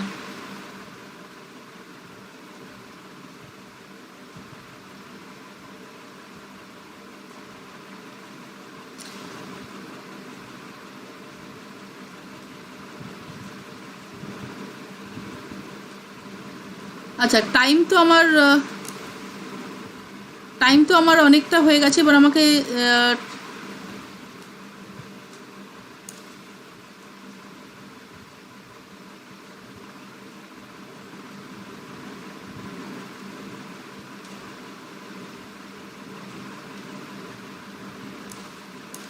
আচ্ছা, তো টাইম তো আমার অনেক হয়ে গেছে, তো আশা করি তোমাদের সবাই বুঝতে পেরেছো। আর ভালো লাগলে অবশ্যই আমাকে একটা এটা করো, মানে জানিও যে তোমাদের কেমন লেগেছে আজকে ক্লাসটা। তো আমি আজকে যতটা পারলাম তোমাদের সাথে কথা বলতে পারলাম, বোঝাতে পারলাম কৃষি রাসায়নিকের উপরে। It's my first live, so I am small nervous. তো আই থিঙ্ক আশা করি সেকেন্ড টাইমে আরও বেশি কনফিডেন্টলি আমরা বুঝতে পারবো এরকমভাবে লাইভ ক্লাসে। আর আমার নাম হচ্ছে দীপিকা শ চ্যাটার্জি। আমি হায়ার সেকেন্ডারি স্কুলের টিচার, আর হায়ার সেকেন্ডারি ক্লাস আমি পড়াই। আর up to graduation class attend করি, MA ক্লাস অ্যাটেন্ড করি। আর নাও আই এম PhD করছি এনভায়রনমেন্টের ওপরে। সো তাই সেই জন্য আমি চেষ্টা করেছি যে আমি প্রত্যেকটা এনভায়রনমেন্ট স্টুডেন্টকে যদি আমি এভারগ্রিনের মধ্যে নিয়ে আসতে পারি। আর এভারগ্রিনে নিয়ে আসার কারণটা হচ্ছে এটাই যে সিচুয়েশানটা বিগত লাস্ট 1 year ধরে আমরা আছি, যে অনেক স্টুডেন্টরাই আছে যারা স্কুলে যেতে পারছো না ইত্যাদি, বা স্কুলে যেতে পারছো না, টিউশনও ঠিকঠাক অ্যাটেন্ড করতে পারছো না ফর COVID-19 জন্যে। তো সেই জন্য আমি চেষ্টা করেছিলাম, আমার অনেক পার্সোনাল স্টুডেন্ট আছে, তারা আমার সাথে কন্ট্যাক্ট করতে চেষ্টা করেছিল। তো সেই জন্য আমি চিন্তা করেছিলাম যে প্রত্যেকটা স্টুডেন্টকে যদি আমি একটা জাস্ট আমব্রেলার নিচে নিয়ে আসতে পারি তাহলে কী হবে, আমি তোমাদের প্রত্যেক জন্য ছোটো ছোটো কোয়েশ্চেনের আমি অ্যান্সারগুলো দিতে পারবো। তো যাই হোক, এই জন্যেই আমার এই উদ্যোগে আমার এই এভারগ্রিন ইউটিউব চ্যানেলটাকে খোলা, ওপেন করা, যে যাতে আমি তোমাদের সবার সাথে ইন্টারাক্ট করতে পারি। অনেক স্টুডেন্ট আছে, তাদেরকে আমি যাতে হেল্প করতে পারি এরকমভাবে। তো আশা করি আমি তোমাদের ব্রড কোয়েশ্চেনগুলো যারা যারা আমাকে যা অ্যাটেন্ড করেছো আমি সব বলতে পেরেছি। আর কেউ কিন্তু আপসেট হবে না, কারণ বিকজ এখনও পর্যন্ত আমি যা যা কোয়েশ্চেন, মানে কিছু আমি দেখতে পাচ্ছি, কিছু আমি শো হচ্ছে না আমার কাছে, আই ডোন্ট নো মানে ওয়াই। তো যেগুলো আমি পেয়েছি ঠিক আছে, আর যেগুলো আমি মানে বুঝতে পারছি না, তো সেইগুলোর জন্য আমি কী করবো, আমি মানে আমি কাল পরশুর মধ্যে একটা তোমার ভিডিও পাবে, আমি যেখানে লিখিয়ে দেবো যে তোমাদের আমি লাইভ ক্লাসে ডিসকাশন করছি, ঠিক আছে। তো লাইভ ক্লাসে যা যা আমাকে কোয়েশ্চেন করেছো শর্ট থেকে ব্রড, আমি চেষ্টা করব খুব তাড়াতাড়ি বুঝিয়ে দেবার। আর তার সাথে আমি যেরকম এক্সাম্পল দিই আমি এরকম এক্সাম্পল দিয়েও বুঝিয়ে দেবো। তো কেউ আপসেট হও না, আমি তোমাদের এর মধ্যেই বুঝিয়ে দেবো। আর কামিং সানডে যদি তোমরা লাইভ ক্লাসে থাকতে চাও তো অবশ্যই আমাকে কমেন্টস করো, অবশ্যই আমি কামিং সানডে লাইভ ক্লাসে নিয়ে আসবো। আর একটা কথা যেটা আমি তোমাদের সাথে আলোচনা করছি, যে কামিং সানডে কী করবো না, আমরা যে লাইভ ক্লাসে আসবো যে পার্টিকুলার কয়েকটা কোয়েশ্চেনের ওপরে তোমরা যেই কোয়েশ্চেন নিতে চাও, পরিষ্কার কথা আমার কাছে, যেই কোয়েশ্চেন তোমরা চাও সেই কোয়েশ্চেন তোমরা এখন বলো, আমি ডেমোস্ট্রেশনের ব্যবস্থা করবো, আমি কিছু ডেমো রাখবো, ঠিক আছে। তো সেই ডেমোটা আমি তোমাদেরকে দেখাবো, আর তার সাথে আমি তোমাদেরকে পড়াটা বুঝিয়ে দেবো। আই থিঙ্ক তাহলে ক্লিয়ার হবে তোমাদের পড়াটা, একটু ইন্টারেস্টিং হবে, তো তোমাদের বুঝতেও সুবিধা হবে, আমারও বোঝাতে সুবিধা হবে। তো সেই জন্যই বলছি যে কামিং উইকে তোমরা কী কী কোয়েশ্চেন চাও সেটা আমাকে ভিডিওস কমেন্টসের মধ্যে জানিয়ে দিও, আমি সেগুলো নোট ডাউন করে অবশ্যই সেগুলো আমি কামিং উইক লাইভ ক্লাসে আমি তোমাদের সাথে ডিসকাস করবো, ঠিক আছে? তো আর যাদের কোয়েশ্চেন আমার আজকে স্কিপ হয়ে গেছে তাদেরকে অবশ্যই আমি 1-2 দিনের মধ্যে তাদের আমি মানে ভিডিও থাম্বনেলে এটাই থাকবে যে লাইভ কোয়েশ্চেন অ্যান্সার ডিসকাশন, মানে লাইফের ভিডিও যে কোয়েশ্চেন অ্যান্সার হচ্ছে সেগুলো ডিসকাশন করবো, ঠিক আছে? তো thank you all of you. আজ তো আমাকে মানে এখন টাইম অ্যালার্ট দিয়ে দিচ্ছে যে আমাকে অফ করে দিতে হবে। তো দেখা হবে আমাদের সাথে, দেখা হবে তোমাদের সাথে পরবর্তী ক্লাসে। সকলে সুস্থ থাকবে, ভালো থাকবে। আমি পরবর্তী লাইভ ক্লাস নিয়ে আসবো সানডে সকাল 11টায়। আর যেরকম আমি বললাম তোমাদের যা যা কোয়েশ্চেন থাকবে ব্রড কোয়েশ্চেন আমাকে জানিয়ে দিও, ঠিক আছে? বাই।